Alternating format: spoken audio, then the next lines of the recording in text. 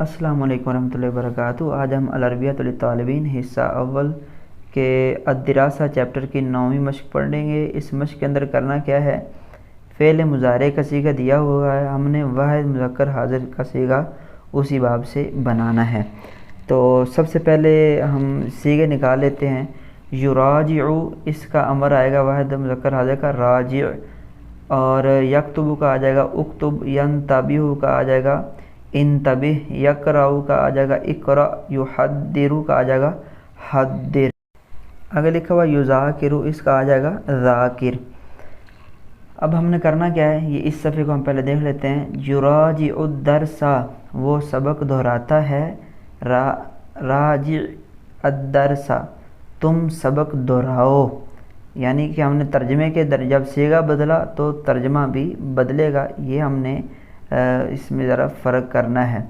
जिस तरह यक्तुबुल वाजिबल मंज़िलिया, वो घर का काम लिखता है, और जब हम कहेंगे उक्तुबुल वाजिबल मंज़िलिया, घर का काम लिखो, यानी अमर में जब ले गए तो फिर हमने वो तर्जमा भी अमर वाला करना है। तो ये तर्जमे के लिहाज से सारे सीगों में फ़र्क करना है। इस तरह हम दूसरा इसका सफ़ा वो भी देख लेते हैं जी। यहाँ पर भी सबसे पहले तो हम जो मुज़ारे का सीगा दिया गया है इसका अमर का बना लेते हैं। यस्तइद्दु, इसका अमर आएगा इस्तादिद।